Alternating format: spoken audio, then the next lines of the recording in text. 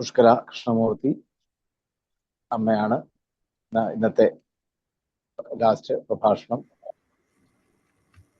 നമ്മുടെ ഏത് സത്സംഗങ്ങളുണ്ടെങ്കിലും അതിൽ വായിക്കാനും പറയാനും കീർത്തനം പാടാനും ഒക്കെ സജീവമായിട്ട് ഇതിൽ ഈ ഭാഗവത കുടുംബത്തിന്റെ ആളായിട്ട് തന്നെ ഉള്ള ആളാണ് പുഷ്കരാക്ഷമൂർത്തി.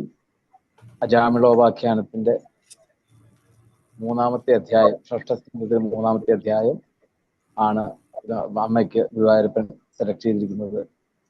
എല്ലാ ആചാര്യ മര്യാദകളോടും കൂടി അമ്മയുടെ പാദങ്ങൾ വീണ് നമസ്കരിച്ചുകൊണ്ട് ഈ ഗുരുനാഥന്റെ ശ്രാദ്ധത്തോടുകൂടി അനുബന്ധിച്ച് നടക്കുന്ന ഭാഗവത നവാഹിത്യത്തിന്റെ 3-ാം ദിവസത്തെ അവസാനത്തെ പ്രഭാഷണത്തിനായിട്ട് സാദരം സവിനയം ക്ഷണിച്ചുകൊള്ളുന്നു. ഗോവിന്ദനാമ സങ്കീർത്തനം. ഗോവിന്ദ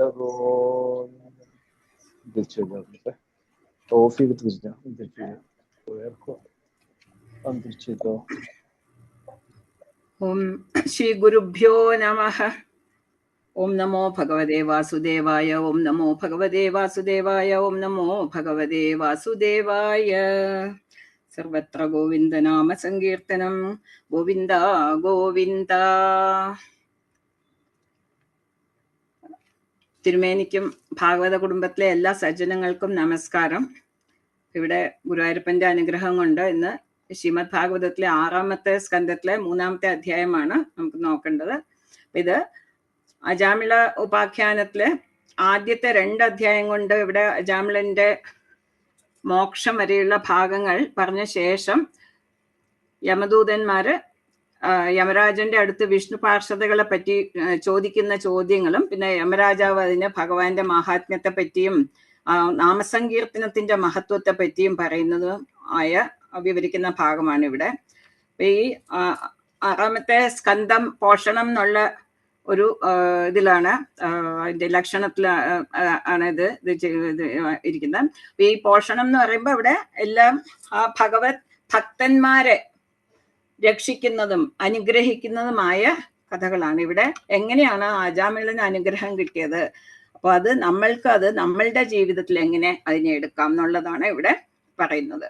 അപ്പൊ ഈ യമദൂതന്മാരുടെ ഈ ചോദ്യങ്ങൾ കേട്ടപ്പോ തന്നെ യമരാജാവിന് ഭയങ്കര സന്തോഷമായി. അപ്പൊ എന്ന് വെച്ചാൽ ഭഗവാനെ പറ്റി സംസാരിക്കാൻ കിട്ടുന്ന ഒരു സന്ദർഭമാണത് അല്ലെ. ഭഗവാനെ പറയുക എന്ന് പറയുമ്പോൾ എല്ലാവർക്കും സന്തോഷമാണല്ലോ. ഇപ്പൊ 2ാം സ്കന്ധത്തിൽ നമ്മൾക്ക് കാണാം, നാരദനും ബ്രഹ്മനാരദ സംവാദത്തില് അവിടെയും നാരദമുനി നോക്കുമ്പോൾ ബ്രഹ്മാവ് ഇരുന്ന് ധ്യാനിച്ചുകൊണ്ടിരിക്കുകയാണ് സത്യലോകത്തില്.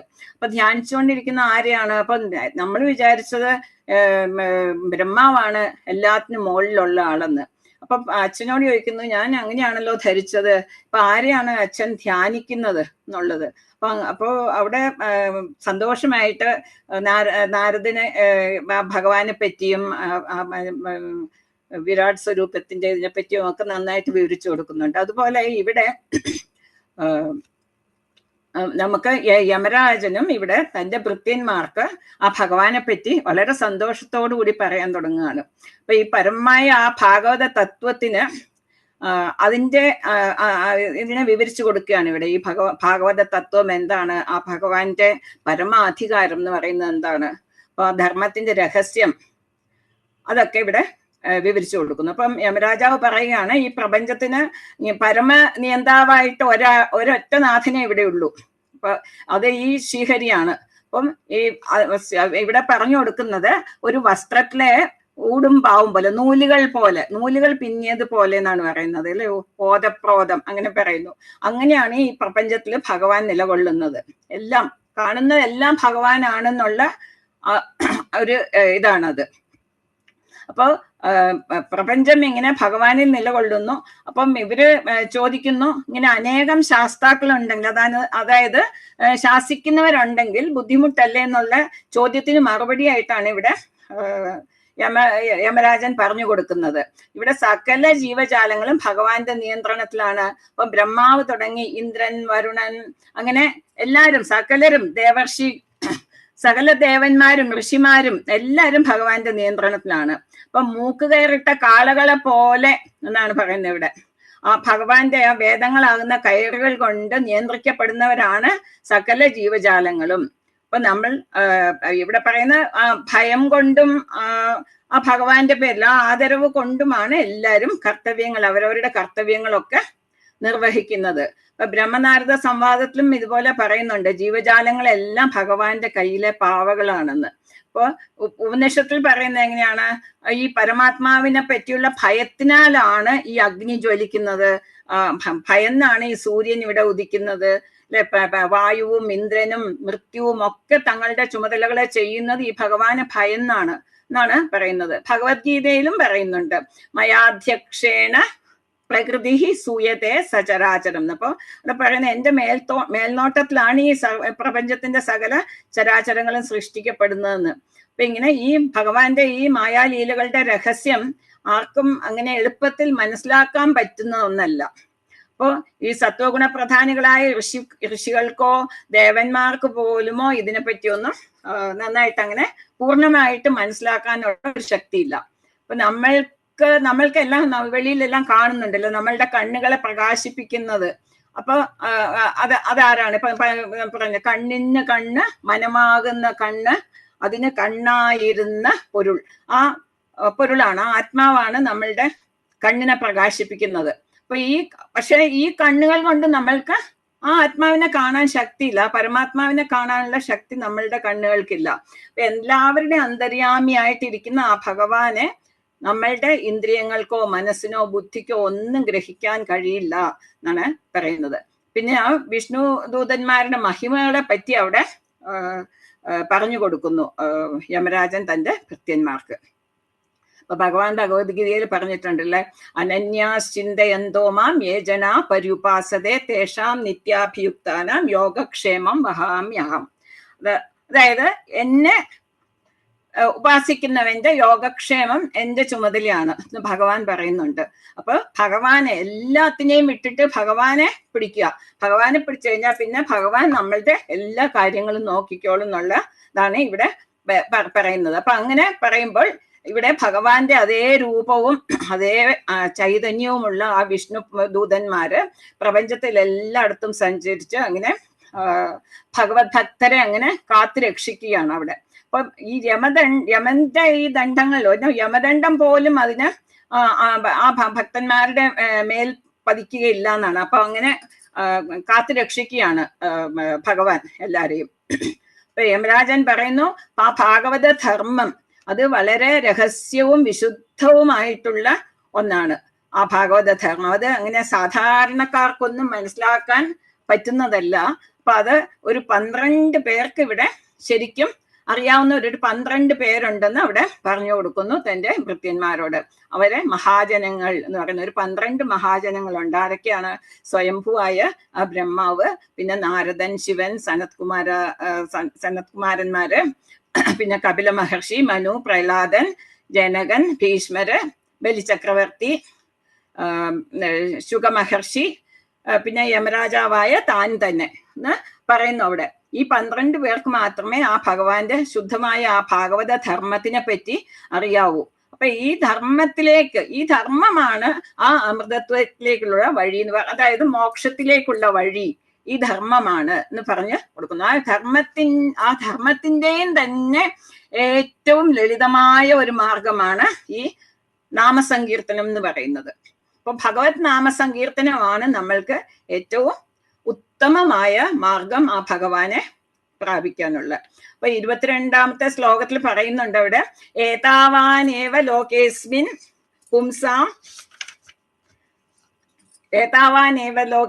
പുംസാം ധർമ്മപരസ്മൃതഃ ഭക്തിയോഗോ ഭഗവതി തന്നാമ ഗ്രഹണാദിഭിഹി. അപ്പൊ അവിടെ പറയുന്ന ഏതെങ്കിലും മാർഗത്തിലൂടെ ഏതാവാനേവ എങ്ങനെയെങ്കിലും ആ ഭഗവാനെ ഏതെങ്കിലും മാർഗത്തിലൂടെ ആ ഭക്തി ഉണ്ടാക്കുക നമ്മള്.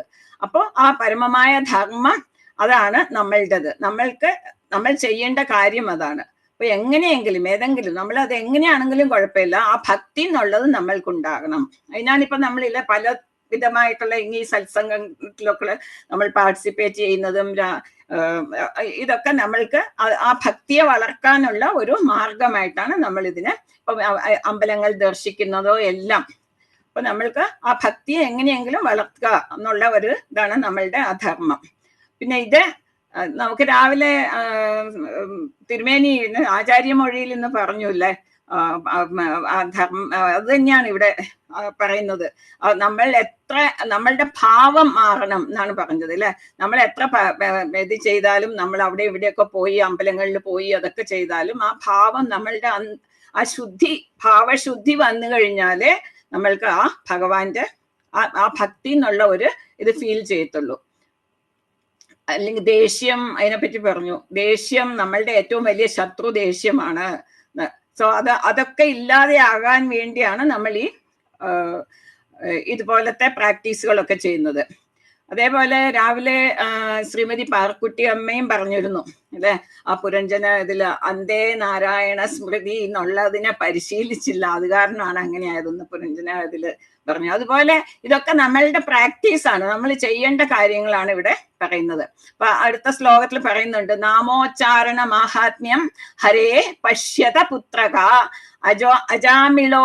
അജാമിളോപ്യേനേവ മൃത്യുപാശാത് അമിച്ചത്. അപ്പൊ അവിടെയും പുത്രകാന്ന് വിളിക്കുന്നു. അവിടെ തന്റെ ഭൃത്യന്മാരായിട്ടല്ല കണക്കാക്കിയിരിക്കുന്നത്, അവരെ തന്റെ സ്വന്തം പുത്രന്മാരായിട്ടാണ് അവിടെ. എന്തിനാണ് അങ്ങനെ വിളിക്കുന്നത്? അവര് ഭയന്നു പോയി വന്നിരിക്കുകയാണ്. അവര് ഇതുപോലെ കണ്ടിട്ടേ ഇല്ല ഇതുവരെ. എല്ലായിടത്തും പോയാൽ അവര് പാഷക്കയറിട്ട് പിടിച്ചുകൊണ്ട് വരും ജീവൻ, ഏത് ജീവനാണ് എടുക്കേണ്ടത് അത്. ഇത്തവണ പോയപ്പോഴാണ് ഇങ്ങനെ ജീവൻ കയറിട്ട് കഴിഞ്ഞപ്പോൾ നാരായണ എന്നൊരു വിളിയും, നാരായണ എന്ന് വിളിച്ചു കഴിഞ്ഞ് നോക്കിയപ്പോൾ വിഷ്ണു പാർഷദകൾ വന്ന്, ആരാണെന്നറിയില്ല, അങ്ങനെ തേജസ്വികളായ 4 പേര് വന്ന് നിൽക്കുന്നു. അവര് നിങ്ങൾ കയറഴിക്കൂ എന്ന് പറഞ്ഞ് കയറഴിച്ചിട്ട് കൂട്ടിക്കൊണ്ട് പോകണു. അവര് കയറഴിച്ച് മോചിപ്പിക്കുന്നു. അപ്പൊ അത് കണ്ടപ്പോൾ ഇവർ ഭയന്നു പോയി. അപ്പൊ ഇവർക്ക് മനസ്സിലായില്ല നമ്മളുടെ സ്വാമിയെക്കാട്ടിലും വലിയ ഒരു സ്വാമി ഉണ്ടോ, ആരാണ് ഇവരെന്നുള്ള ആ സംശയത്തിലാണ് ഇവിടെ വന്ന് ചോദിക്കുന്നത് ഇങ്ങനെ. അപ്പൊ അവരോട് പറയാണ്, ഇങ്ങനെ വിളിച്ച് മക്കളെ എന്ന് വിളിച്ചിട്ട് പുത്രക. അപ്പൊ ആ വിഷ്ണുദൂതന്മാരുടെ ആ ഇത് നേരിട്ട് കണ്ടത്. അപ്പൊ അവർക്കൊരു സംശയം, ആരാണ് അവര്. അപ്പൊ അവരെ ഒന്ന് സമാധാനിപ്പിക്കാനും അവർക്ക് ഒരു ആ സ്നേഹമൊക്കെ പകർന്നു കൊടുക്കുന്ന പോലെയാണ് ഇവിടെ വിളിക്കുന്നത്. അതേപോലെ ആ യമഭടന്മാര് അജാമിളന്റെ അടുത്തുനിന്ന് അവര് രക്ഷിക്കുന്നത് കണ്ണുകൊണ്ട് പ്രത്യക്ഷമായിട്ട് കണ്ടതാണ്. അതാണ് ഇവിടെ പശ്യത എന്ന് പറയുന്നത്. അപ്പൊ നിങ്ങൾ കണ്ടുല്ലേ, അപ്പൊ നിങ്ങൾ അത് മനസ്സിലാക്കൂ. അപ്പൊ എത്ര ശക്തിയുള്ളതാണ് ഈ നാമജപം എന്ന് പറയുന്നത് അല്ലെ. ഒരു നാരായണ എന്ന് വിളിച്ചപ്പോൾ അവിടെ ആ 4 പേര് വന്ന് വിഷ്ണു പാർഷദകൾ വന്ന് ഇങ്ങനെ കൂട്ടിക്കൊണ്ടു പോണേ, അവരെ വിടുവിക്കണമെങ്കിൽ. അപ്പൊ എത്ര ശക്തിയുള്ളതായിരിക്കും, നിങ്ങൾ തന്നെത്താനെ ചിന്തിക്കൂ എന്ന് ചിന്തിക്കും. അങ്ങനെ പറയുന്നത് പോലെയാണ് ഇവിടെ യമരാജാവ് അവരെ പറഞ്ഞു മനസ്സിലാക്കിക്കുന്നത്. പിന്നെ അടുത്ത ഇവിടെ പറയുന്നത് അജാമിളോപി. അപ്പൊ അജാമിളൻ പോലും എന്നാണ് പറയുന്നത്. അപ്പൊ ആ അജാമിള അപ്പി എന്ന് പറയുമ്പോ അവിടെ അജാമിളന് പോലും ഇങ്ങനെ ഒരു ഇതെന്ന് പറയാൻ കാരണം എന്താ, അവിടെ അജാമിളൻ വലിയ ഭക്തനൊന്നും ആയിരുന്നില്ല അല്ലെ. എല്ലാ പാപകർമ്മങ്ങളും ചെയ്ത് ഭഗവാനെ മനസ്സിൽ വിചാരിച്ചിട്ടൊന്നും അല്ല നാരായണ എന്ന് വിളിച്ചത്. തന്റെ പുത്രന്റെ അടുത്തുള്ള സ്നേഹം കൊണ്ടാണ് ഈ നാരായണ എന്നുള്ള ആ ഒരു വിളി വിളിച്ചത്. അല്ലാതെ ഭഗവത് ഭക്തി കൊണ്ടോ ഇല്ലെങ്കിൽ നാരായണ അത് തുടർച്ചയായിട്ട് പറഞ്ഞു ശീലിച്ചത് കൊണ്ടോ അങ്ങനെയൊന്നുമല്ല. അപ്പൊ ഇങ്ങനെയൊക്കെ അപ്പൊ ആ അജാമിളനെ പോലും ഇങ്ങനെ ഭഗവാൻ വന്ന് രക്ഷിക്കുന്നുവെങ്കിൽ അപ്പോൾ നമ്മൾ ഭക്തിയോടെ ഭഗവാനെ വിളിച്ചാൽ അപ്പോൾ അവരുടെ കാര്യം പറയണോ, അങ്ങനെ ഒരു ന്യായം ഇവിടെ പറയുന്നു. കിമുത ന്യായം എന്ന് പറഞ്ഞ്. അപ്പൊ ഇങ്ങനെയാണെങ്കിൽ പിന്നെ അതിനെ പറയേണ്ടതുണ്ടോ എന്നുള്ള ഒരു യുക്തിയാണ് ഇവിടെ ഉപയോഗിച്ചിരിക്കുന്നത്. അപ്പൊ ഭഗവാൻ മോക്ഷം ഇങ്ങനെ കൈവെള്ളയില് വെച്ചു കൊടുത്ത പോലെ, കരുതലാമലകം എന്ന് പറയില്ലേ, അതുപോലെ അങ്ങനെ അജാമിളന് കൊടുക്കുന്നു. ഇപ്പൊ ഈ കഥ എന്തിനാ പറയുന്നത്? ഇവിടെ നമ്മൾക്ക് ചെറിയ ഒരു ദൃഷ്ടാന്തമായിട്ടാണ് നമ്മൾക്ക് ഈ കഥ പറഞ്ഞിരിക്കുന്നത്. എന്നാന്ന് വെച്ചാൽ ഇതിനെക്കാട്ടിലും ഒക്കെ എത്രയോ ഇതാണ് നമ്മൾക്ക് കിട്ടാനിരിക്കുന്നത്. ആ മോക്ഷം എന്ന് പറയുന്നത് ഒക്കെ അല്ലാതെ ഈ അജാമിളനെ ഒരു നിമിഷത്തിൽ ഇവിടെ നിന്ന് മോചിപ്പിച്ചത് ഇത് മാത്രമല്ല. സോ ഇതിനെക്കാട്ടിലും വലിയ പ്രതിഫലങ്ങളൊക്കെ നമ്മൾക്ക് ഫലങ്ങൾ കിട്ടാറുണ്ട് എന്നുള്ള ഈ നാമസങ്കീർത്തനത്തിന്റെ ഫലത്തിനെ കാണിക്കുന്നതിന് വേണ്ടിയാണ് ഈ കഥ പറയുന്നത്. ഇപ്പൊ അഗ്നിയെ തൊട്ടാലും അത് പൊള്ളും. അതേപോലെ നമുക്ക് അമൃതിനെ നമ്മൾക്ക് അങ്ങനെ അറിയാതെ കുടിച്ചാലും നമ്മൾക്ക് അതിന്റെ ഫലം ചെയ്യും അല്ലെ. അതുപോലെയാണ് ഈ നാമസങ്കീർത്തനവും. ഇപ്പൊ നമ്മൾ ഈ ഭഗവത് നാമം എങ്ങനെ ഉച്ചരിച്ചാലും, ഏത് ഭാവത്തിൽ, ഇപ്പൊ കുട്ടികൾക്ക് പേരിട്ട് വിളിച്ചാലും, നമ്മൾ എന്ത് പറഞ്ഞു വിളിച്ചാലും നമ്മൾക്ക് ആ ഭഗവാന്റെ ആ നാമം ജപിക്കുന്നതിന്റെ പ്രയോജനം നമ്മൾക്കുണ്ടാകും, ഭഗവാന്റെ അനുഗ്രഹം നമുക്ക് കിട്ടും എന്നുള്ള ഇത്. അപ്പം ഈ ഭഗവത് ചരണങ്ങളിൽ അർപ്പിച്ച് ചെയ്യുന്നവർക്ക് ഭഗവാൻ എത്രമാത്രം അനുഗ്രഹിക്കും എന്നുള്ളതിനെ കാണിക്കാനാണ് ഇവിടെ പറയുന്നത്. അപ്പൊ ഈ അജാമിളന്റെ കഥയിൽ നിന്ന് നമ്മൾക്ക് ഇതാണ് ഉൾക്കൊള്ളേണ്ട ഒരു ആശയം. ഇതിൽ യമരാജൻ ഒരു ചെറിയ താക്കീതും അവരുടെ ഭടന്മാർക്ക് കൊടുക്കുന്നുണ്ട്. എന്താന്ന് വെച്ചാൽ, നോക്കൂ, ഭഗവാന്റെ നാമം എവിടെയൊക്കെ പോകരുത്, അവിടെ നമ്മൾക്ക് പ്രവേശനമില്ല എന്നുള്ളതും പറയുന്നുണ്ട്. പിന്നെ പറയുന്നു ഏതാവതാ അലം, ഇത് മാത്രം മതി എന്നുള്ളതും അവിടെ തർപ്പിച്ചു പറയുന്നു. ആ ശാസ്ത്രത്തിൽ നമ്മൾക്ക്, ആ ഭാഗവത ശാസ്ത്രത്തിൽ പറഞ്ഞു തരുന്നത്, ഈ മനുഷ്യൻ ചെയ്യുന്ന സകല പാപങ്ങളെയും നമുക്ക് പ്രായശ്ചിത്തമായിട്ട് അതില്ലാതെയാക്കും കൊടുക്കുന്ന അവിടെ. അപ്പൊ അത് എല്ലാം ഇല്ലാതെയാക്കാൻ നമുക്ക് തപസ് ചെയ്യുകയോ അതൊന്നും ചെയ്യേണ്ട ആവശ്യമില്ല, വലിയ വലിയ കാര്യങ്ങളൊന്നും ചെയ്യേണ്ട ആവശ്യമില്ല, ഈ നാമസങ്കീർത്തനം മാത്രം മതി എന്നുള്ള ഒരു മെസ്സേജാണ് നമുക്ക് തരുന്നത്. പിന്നെ അതെങ്ങനെയാണ് നമ്മൾ ചെയ്യേണ്ടതെന്ന് ഇവിടെ പറഞ്ഞു തരുന്നുണ്ട്. അപ്പൊ ഭഗവാന്റെ ആ രൂപഗുണ ലീലാ നാമങ്ങളൊക്കെ, ആ സങ്കീർത്തനങ്ങളൊക്കെ പറഞ്ഞ മതി. അപ്പം നമ്മൾക്ക് സംശയം വരും, ഇതൊക്കെ പറഞ്ഞ നമ്മുടെ പാപങ്ങൾ തീരുമോന്ന്. ഭാഗവതം പറയുന്നു, സംശയിക്കേ വേണ്ട, തീർച്ചയായിട്ടും നിങ്ങളുടെ പാപങ്ങളെല്ലാം ഈ നാമസങ്കീർത്തനം കൊണ്ട് തീർന്നു പോകും എന്നുള്ളത്. അപ്പൊ അവിടെ എന്തൊക്കെയാ പറയേണ്ട? ഗുണനാമം എന്ന് പറയുന്നു, ഭഗവാന്റെ ആ ഗുണങ്ങളെ പറ്റിയുള്ള നാമങ്ങൾ. ഭഗവാൻ കരുണാമയനാണ്, ഭഗവാൻ ഭക്തവാത്സല്യം ഉള്ളവനാണ്, അങ്ങനെ ആ ഭഗവാനെ വാഴ്ത്തി പറയുക. പിന്നെ ഈ ഭഗവാന്റെ പ്രപഞ്ച സൃഷ്ടിയും ഗോവർദ്ധന ഉദ്ധാരണം പോലത്തെ അല്ലെ ഒരുപാട് ലീലകൾ നമുക്കിനിയിപ്പം ദശമസ്കന്ധം വരുമ്പോൾ നമ്മൾക്ക് കാണാം അതിലെ ഭഗവാന്റെ ലീലകളെല്ലാം. അപ്പൊ ഇതൊക്കെ പറഞ്ഞും കേട്ടും അല്ലെ ഭഗവാൻ അവിടെ ദുഷ്ടകളെ ശിക്ഷിക്കുകയും ശിഷ്ടകളെ രക്ഷിക്കുകയും ചെയ്യുന്ന കഥകൾ ഇഷ്ടം പോലെയുണ്ട്. പിന്നെ നാരായണ, കൃഷ്ണ, ഗോവിന്ദ എന്നൊക്കെ നാമങ്ങൾ ജപിച്ചുകൊണ്ടിരിക്കുക. ഇതൊക്കെയാണ് നമ്മൾ ചെയ്യേണ്ടത്. അപ്പൊ നമുക്ക് ഇതിന് ഉദാഹരണമായിട്ട് എടുക്കാൻ പറ്റുന്ന ഗോപികാശ്രീകളെയാണ്. എപ്പോഴും അവര് ഭഗവാന്റെ കഥകൾ പറഞ്ഞുകൊണ്ട്, ഭഗവാന്റെ ആ ലീലകളെ പറഞ്ഞുകൊണ്ട് അവരുടെ സമയം കഴിക്കുന്നത് മുഴുവൻ.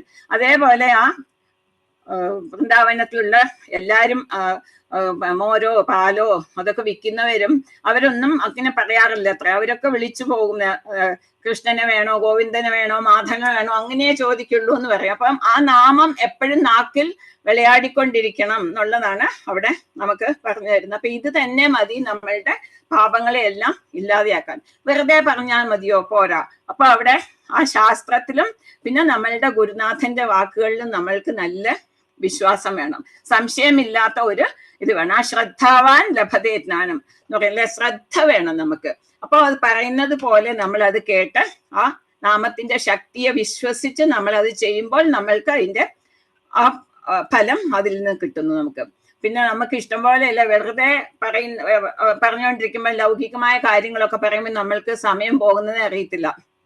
പക്ഷെ ഇപ്പൊ ഗോവിന്ദ അല്ലെങ്കിൽ രാമരാമ എഴുതൂ, അല്ലെങ്കിൽ ഹരേ രാമ ഹരേ രമ ഹരേ കൃഷ്ണ പറയുന്നൊക്കെ പറയുമ്പോൾ എത്ര പറയണം എന്ന് നമ്മൾ ചോദിക്കും, ഒരു ദിവസം എത്ര പറയണം എന്ന്. അപ്പൊ നമുക്ക് അതിനൊക്കെ നമ്മൾക്ക് കണക്കുണ്ട്. ബാക്കിയുള്ള സംസാരത്തിനൊന്നും നമ്മൾക്ക് കണക്ക് വെക്കാറില്ല, എന്തൊക്കെയോ പറയുന്നു എപ്പോഴോ അല്ലെ, എപ്പോഴും. അപ്പൊ നമ്മൾ മനസ്സിൽ അറ്റ്ലീസ്റ്റ് അത് ഒരു ശ്ലോകമുണ്ട് സൗന്ദര്യ ലഹരിയില്, ജപോ ജൽ ശില്പം എന്ന് പറഞ്ഞ്. അപ്പൊ ഞാൻ എന്ത് പറഞ്ഞാലും, ഞാൻ ജൽപ്പനങ്ങൾ പറഞ്ഞാലും അത് ഭഗവൻ നാമമായിട്ട് എടുത്തോളൂ എന്ന് പറയാനുള്ള ഒരു ഇതാണെങ്കിൽ നമ്മൾക്ക് വേണം അത്.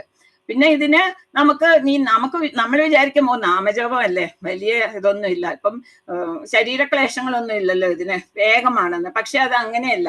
ഈ ഭഗവാന്റെ നാമം നമ്മളുടെ നാക്കിൽ വരണമെങ്കിൽ തന്നെ നമ്മൾക്ക് എത്രയോ കാലത്തെ പുണ്യം വേണം, നമുക്ക് സുകൃതം വേണം.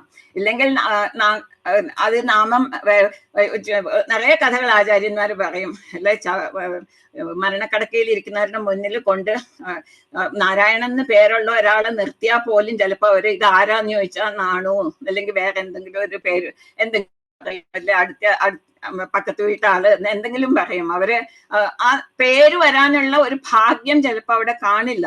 അപ്പൊ നമ്മൾക്ക് ആ ഭാഗ്യം ഇവിടെ അജാമിളൻ ഉണ്ടായിരുന്നു. അത് കാരണമാണ് ആ നാരായണ എന്ന് പേരിടാനും വിളിക്കാനുമുള്ള ഒരു ഇത് കിട്ടിയത് അവിടെ. അപ്പൊ അങ്ങനെ ആ നാമജപം എന്നുള്ള ആ വലിയ തപസ് ഇപ്പൊ അങ്ങനെ ഒരു അനേക ജന്മത്തിലെ ഒരു ഇത് കൊണ്ടാണ് അതൊരു തപസ്സാകുന്നത്. അത് ആ തപസ് നമ്മളുടെ ആ പാപവാസനകളെ പോലും ഇല്ലാതെയാക്കും എന്നാണ് പറയുന്നത്. അതിനെ വേരോടെ മുറിച്ചു കളയും എന്നാണ് അവിടെ പറയുന്നത്. അപ്പൊ ഇവിടെ നമ്മുടെ ശരീരത്തിനെല്ലാം നമ്മുടെ മനസ്സിനെയാണ് മെരുക്കിയെടുക്കേണ്ടതെന്നുള്ളതാണ് ഇവിടെ പറയുന്നത്. പിന്നെ ഇവിടെ പറയുന്നത് അയം മഹാജനഹ പ്രായേണ നവേദ എന്ന് വെച്ചാൽ ഇവിടെ ഈ മഹാജനങ്ങൾ, അതായത് ഈ ഭൂരിപക്ഷം ജനങ്ങളും ഈ ഇതിന്റെ നാമജപത്തിന്റെ ഇതിനെപ്പറ്റി അറിയുന്നില്ല. അവർക്കത്ര പോരാതില് നവേദ, അവർക്ക് നല്ല നോളജ് ഇല്ല, അതിനെപ്പറ്റിയുള്ള ഒരു അറിവില്ല. എന്തുകൊണ്ടാണത്? അത് ആ മായ കൊണ്ട്, ഭഗവാന്റെ ആ ഗുണത്രയമായ ആ മായ കൊണ്ട് അവരുടെ ബുദ്ധി മോഹിപ്പിക്കപ്പെട്ടിരിക്കുന്നതിനാലാണ് അവിടെ അവർക്ക് അത് മനസ്സിലാകാത്തത്. അപ്പൊ അവരൊക്കെ എന്താ പറയുന്നത്? ഇപ്പൊ വേദങ്ങളിലൊക്കെ കർമ്മകാണ്ഡം പറഞ്ഞിട്ടുണ്ട്. അപ്പൊ അവിടെ ഓരോന്നോരോന്ന് നമ്മൾക്ക് ഫലശ്രുതികളില്ല, അതിന്റെയൊക്കെ വാഗ്ദാനങ്ങളൊക്കെ ഉണ്ട്. നമുക്ക് ഇതിൽ പറഞ്ഞതുപോലെ പ്രചേതസ് പ്രാചീന ബർഹിസ് ഒക്കെ ചെയ്യുന്ന പോലെ നമുക്ക് സ്വർഗം കിട്ടണം, അപ്പൊ അതിന് കർമ്മങ്ങൾ ചെയ്യണം. അപ്പം പുത്രലാഭം, ഓരോ ഇഷ്ടികൾ ചെയ്യുക, പിന്നെ നമുക്ക് ഐശ്വര്യം വേണം, ഇതിന് ഓരോന്ന് പറഞ്ഞ്. അപ്പൊ ഇങ്ങനെ ആ സകാമ കർമ്മങ്ങളെ ചെയ്തുകൊണ്ടിരിക്കും.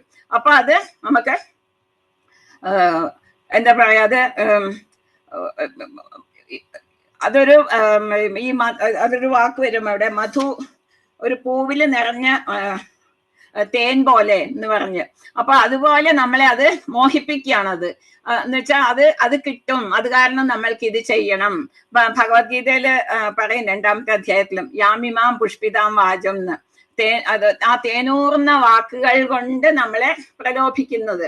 പക്ഷെ നമ്മൾ അതിൽ മാത്രം നിന്ന് പോകരുത് എന്നുള്ളതാണ് ഇവിടെ പറയുന്നത്. അത് നമ്മളുടെ ബുദ്ധിയെ അങ്ങനെ ഒരു ജഡ പിടിച്ചതുപോലെയാക്കും, ജഡീകൃതമതി എന്ന് പറയുന്നു ഇവിടെ. സോ അങ്ങനെയാക്കും. അത് കാരണം നമ്മൾ ആ വലിയ യാഗങ്ങൾ, കർമ്മങ്ങൾ അതൊക്കെയാണ് ചെയ്യേണ്ടത് എന്നുള്ള ഒരു ഇതിൽ നമ്മൾ ഇരിക്കരുത്. അപ്പൊ ഈ തുഞ്ചത്തെഴുത്തച്ഛന് ഇത് പറയുന്നുണ്ട്, ഒരു ഊരിന്നു വേണ്ട ചില ഭാരങ്ങൾ വേണ്ടതിനു, നീരിന്നു വേണ്ട നിജതാരങ്ങൾ വേണ്ടതിനു, നാരായണാച്യുതാഹരേ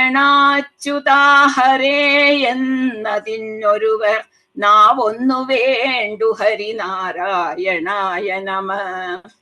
ഇപ്പൊ ഒരു യാഗമൊക്കെ ചെയ്യണമെങ്കിൽ നമ്മൾക്ക് അതിന് സ്ഥലകാലങ്ങളൊക്കെ നിശ്ചയിക്കണം, അതിന് നല്ല ഇത്. അതേപോലെ അതിന് ഭാരങ്ങൾ എന്ന് പറയുമ്പോൾ ഇവിടെ അതിനുള്ള ഒരുക്കുകൂട്ടലൊക്കെ നമ്മൾ ചെയ്യണം, ഓരോരോ കാര്യങ്ങളൊക്കെ വേണം. പിന്നെ നീര് എന്ന് പറയുന്നത് കുളിക്കണം, അല്ലെങ്കിൽ തീർത്ഥം, പവിത്രമായ തീർത്ഥം അങ്ങനെയൊക്കെ വേണം. നിജധാരങ്ങൾ പിന്നെ പത്നി സമേതനായിട്ടാണ് ചെയ്യേണ്ടത്. അപ്പൊ അത് അങ്ങനത്തെ ഇതൊക്കെ വേണം. പക്ഷെ ഈ നാമം ജപിക്കാൻ ഈ ബാഹ്യ ഘടകങ്ങൾ ഒന്നും തന്നെ വേണ്ട എന്നുള്ളതാണ് പറയുന്നത്. നമ്മൾ കിടന്നുകൊണ്ടോ ഇരുന്നുകൊണ്ടോ ഏത് സമയത്തും നമ്മൾക്ക് ആരോഗ്യമുണ്ടോ ഇല്ലയോ അതിനെപ്പറ്റി ഒന്നും പ്രശ്നമില്ല, നമ്മൾക്ക് ഏതവസ്ഥയിലും നാമം ജപിക്കാൻ പറ്റും. അപ്പൊ ഈ നമ്മളിത് മനസ്സിലാക്കാതെയാണ് ഈ വലിയ വലിയ കർമ്മങ്ങളിൽ പോയി ചാടുന്നത്. ഇത്ര സിമ്പിളായിട്ടുള്ള കാര്യങ്ങൾ ഇരിക്കുമ്പോൾ അതിനെ വിട്ടിട്ട് നമ്മൾ അതിലേക്ക് പോണത്. മുരളീധര സ്വാമികളുടെ അവരുടെ ഒരു പ്രാർത്ഥനാ ഗാനമുണ്ട് ഇതില്. കലിയെയും ബലി കൊള്ളും എന്ത നിയമമും ഇല്ലാത്ത കീർത്തനം പാടിടുവോം, കീർത്തനം പാടിടുവോം. ഹരേ രാമ രാമ രാമ ഹരേ ഹരേ, ഹരേ കൃഷ്ണ കൃഷ്ണ കൃഷ്ണ ഹരേ ഹരേ. ഈ ഹരേ രാമ ഹരേ കൃഷ്ണ ഇത് പാടിയാൽ മതി, നമ്മൾ ഈ കലിയെ ജയിക്കാൻ പറ്റും എന്നുള്ളതാണ് അവിടെ പറയുന്നത്. അതുപോലെ ഒരു 10-12 ഇതുണ്ട്. വളരെ സിമ്പിൾ ആയിട്ടുള്ള കാര്യങ്ങളാണ് നമ്മൾ ചെയ്യേണ്ടത്, അല്ലാതെ വലിയ വലിയ ഇതിലൊന്നും നമ്മൾ പോയി ചാടേണ്ട ആവശ്യമില്ല. എല്ലാ നദികളും സമുദ്രത്തിൽ പോയാണ് ചേരുന്നത്, ഏത് ചെറുതാണെങ്കിലും വലുതാണെങ്കിലും എല്ലാം, അതും ഏത് വഴിയിലെങ്കിലും പോയി ചേരും. അപ്പൊ നമ്മൾക്ക് ഇവിടെ മാർഗം പ്രശ്നമല്ല, അതിന്റെ വലിപ്പ ചെറുപ്പം പ്രശ്നമല്ല, ഒന്നുമല്ല. അപ്പൊ യമരാജാവ് അവിടെ അങ്ങനെ നമ്മളുടെ ഈ ആഡംബര ഭ്രമത്തെയാണ് ഇവിടെ ഒന്ന് കളിയാക്കി പറയുന്നത് അതില്. അപ്പൊ ഈ ആഡംബരത്തില് അതിൽ ഭ്രമിച്ച് നമ്മള് ഈ ഹരിനാമകീർത്തനത്തെ മറന്നു പോകുന്നല്ലോ, ഇത് കഷ്ടമാണ് എന്നുള്ള ഒരു കാര്യമാണ് ഇവിടെ നമ്മൾക്ക് പറഞ്ഞു തരുന്നത്. ഇപ്പൊ വിവേക ചൂടാമണിയിലും ഒരു ശ്ലോകം ഉണ്ട്. ഇത് ചിത്തസ്യ ശുദ്ധയേ കർമ്മ നതു വസ്തുപലബ്ധയേ വസ്തുസിദ്ധിർ വിചാരേണ ന കിഞ്ചിത് കർമ്മ കോടിഭിഹി. അത് നമ്മള് ഒരു കോടാനുകോടി കർമ്മങ്ങൾ ചെയ്താലും നമ്മൾ അതുകൊണ്ട് ആ വസ്തു സിദ്ധിക്കയില്ല. അത് വസ്തു എന്ന് പറയുന്നത് ഇവിടെ ആ ബ്രഹ്മം അല്ല, ബ്രഹ്മം അത് ലഭിക്കാൻ പോകുന്നില്ല. അതൊക്കെ നമ്മളുടെ ചിത്തശുദ്ധിക്കായിട്ടുള്ള കാര്യങ്ങളാണ്. അപ്പോ മനസ്സിന്റെ ശുദ്ധിക്ക് മാത്രമുള്ളതാണ്. നമുക്ക് എങ്ങനെയാ കിട്ടുന്നത്?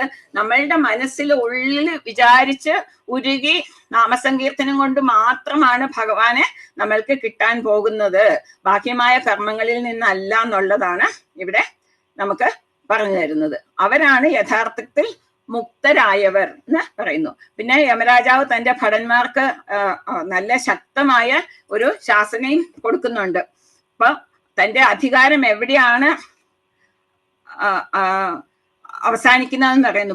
ഭഗവത് ഭക്തന്മാരെ നിങ്ങൾ ഒഴിവാക്കണം, അവരെ നിങ്ങൾ പോകുകയരുത് അവിടെ. തേമേന ദണ്ഡമർഹന്തി. അപ്പൊ അങ്ങനെ ഭഗവത് ഭക്തന്മാർക്ക് അവരെന്റെ ദണ്ഡത്തിന് അർഹരല്ല, എന്റെ കൺട്രോളിലല്ല, അവരെന്റെ ലിസ്റ്റിലില്ല എന്നുള്ളത് നിങ്ങൾ അറിയണം എന്നുള്ളത് അവിടെ പറയുന്നു. അങ്ങനെ അഥവാ അവരെങ്ങനെയെങ്കിലും ഇത് ചെയ്താലും അവരൊക്കെ ഭഗവത് നാമം ജപിച്ച് അവരാ പാപങ്ങളെയൊക്കെ അറുത്തുകളയും. അത് കാരണം ആ ഭക്തനെ നിങ്ങൾ പോകരുത് അവരുടെ അടുത്ത് എന്ന് പറഞ്ഞു കൊടുക്കുന്നു. ആ ഭക്ത സംരക്ഷണം ഭഗവാൻ ചെയ്യുന്നുണ്ട് അല്ലെ. നമുക്കറിയാം അംബരീഷിനെയും പരീക്ഷിത്തിനെയും ഒക്കെ എങ്ങനെയാണ് അപ്പൊ തന്റെ ആയുധങ്ങൾ കൊണ്ട് ഭഗവാൻ രക്ഷിച്ചതെന്ന്. ഇപ്പൊ വിജയലക്ഷ്മി പോലും ഇവിടെ അതിനെപ്പറ്റി പറഞ്ഞു, ഭഗവാൻ എങ്ങനെയാണ് ഭക്തന്മാരെ രക്ഷിക്കുന്നത്. ദേവി പെട്ടെന്ന് വന്ന് അല്ലെ തന്റെ കുഞ്ഞിനെ ആരെങ്കിലും വെട്ടുന്നത് കണ്ടുകൊണ്ടിരിക്കുമോ, അതുപോലെ ആ ഭഗവാന്റെ ഏതെങ്കിലും ഒരു ഇതിൽ നമ്മൾക്ക് വന്ന് ഭഗവാൻ രക്ഷിക്കും. ഭക്തന്മാരെ തൊടരുത് എന്നുള്ള ആ കർശനമായ ആ വിലക്ക് കൊടുത്തിട്ട് പിന്നെ പറയുകയാണ് ആരെയാണ് നിങ്ങൾ പിടിച്ചോണ്ട് വരേണ്ടതെന്നും അവിടെ പറഞ്ഞു കൊടുക്കുന്നു. ആനയത്വം അസതഹ. അപ്പൊ അസത്തുക്കളെ നിങ്ങൾ പിടിച്ചോണ്ട് വരൂ. അസത്തുകൾ ആരാണ്? അപ്പൊ അസത്തുകൾ എന്ന് പറയുന്നത് ഈ ശരീരാഭിമാനികളും അവര് എന്താ പറയാ ഭഗവാന്റെ നേരെ കുറച്ചുപോലും ആ ഭക്തി എന്ന് പറയുന്നത് കുറച്ചുപോലും ഇല്ലാത്തവര്, അസത്തുക്കളായുള്ളവര്. അപ്പോ അവർ പറയുന്നത് നിഷ്കിഞ്ചനന്മാരും പരമഹംസர்களுം ഒക്കെ ഭഗവത് പാദങ്ങളെ എപ്പോഴും ആശ്രയിച്ചിരിക്കുന്നവരാണ്. അപ്പൊ അവരൊക്കെ ഭഗവാൻ മാത്രം മതി എന്ന് പറഞ്ഞിരിക്കുന്നവരാണ്. അപ്പൊ അതിൽ വിമുഖതയുള്ളവരെ നിങ്ങൾ പിടിച്ചുകൊണ്ടുവരൂ എന്നാണ് അവിടെ പറയുന്നത്. അപ്പൊ നാക്കുണ്ടായിട്ടും ഭഗവൻ നാമം പറയാത്തവരും മനസ്സുകൊണ്ട് ആ ഭഗവാനെ സ്മരിക്കാത്തവര്, അല്ലെങ്കിൽ ഒരിക്കൽ പോലും തന്റെ തലകൊണ്ട് ഭഗവാനെ ഒന്ന് വണങ്ങാത്തവര്, പ്രണാമം ചെയ്യാത്തവര്, അങ്ങനെയുള്ള ആ ഭാഗവത ധർമ്മം ആചരിക്കാത്തവരെ പിടിച്ചുകൊണ്ടുവരൂന്ന് അവിടെ ആ ധർമ്മോപദേശം കൊടുത്ത ശേഷം യമരാജാവ് എന്ത് ചെയ്യുന്നു? തന്റെ തെറ്റുകൾക്ക് മാപ്പ് ചോദിക്കുന്നു അവിടെ ഭഗവാന്റെ അടുത്ത്. അപ്പൊ ഭഗവാന്റെ അടുത്ത് തന്റെ പ്രത്യയം ചെയ്ത തെറ്റിനെ യമരാജൻ തനിയെ തന്റെ ഇതിലെടുക്കുകയാണ്. അപ്പൊ ഇതാണ് ആ ജ്ഞാനികളുടെ ആ ഒരു ഇത് കാണിക്കുന്നത്. ഗരീയസി ക്ഷാന്തിഹി യുക്ത. അപ്പൊ ആ വലിയവരുടെ അവരുടെ കയ്യിലുള്ള ക്ഷമ അത് അവിടെ കാണിക്കുന്നത് അവിടെ. അപ്പൊ ഈ നമ്മളിത് കണ്ടു പഠിക്കേണ്ടതാണ്. വെച്ചാൽ നമ്മൾ ഏതെങ്കിലും തെറ്റ് ചെയ്താൽ നമ്മൾ അത് ഏറ്റെടുക്കാതെ നമ്മൾ അടുത്തവരുടെ തലയിലേക്ക് തള്ളിയിടാനാണ് നോക്കുന്നത്. അതുകൊണ്ടാണ് ഇങ്ങനെയായത്, ഇതുകൊണ്ടാണ് അങ്ങനെയായതെന്ന് അല്ലെ. അവിടെ അവര് ചെയ്ത ഇതിന് പോലും അവിടെ എന്താ പറയാ, യമരാജൻ പറയുന്നു ഭഗവാനോട് ക്ഷമിക്കണം, എനിക്ക് തെറ്റുപറ്റിപ്പോയി, അപ്പൊ അവർക്ക് അത് പറഞ്ഞു കൊടുത്തില്ല എന്നുള്ളത് തന്റെ ഇതിലെടുക്കുകയാണ്. അപ്പൊ അങ്ങനെ ക്ഷമ ചോദിച്ചിട്ട് പിന്നെ പറയുന്നു, ഈ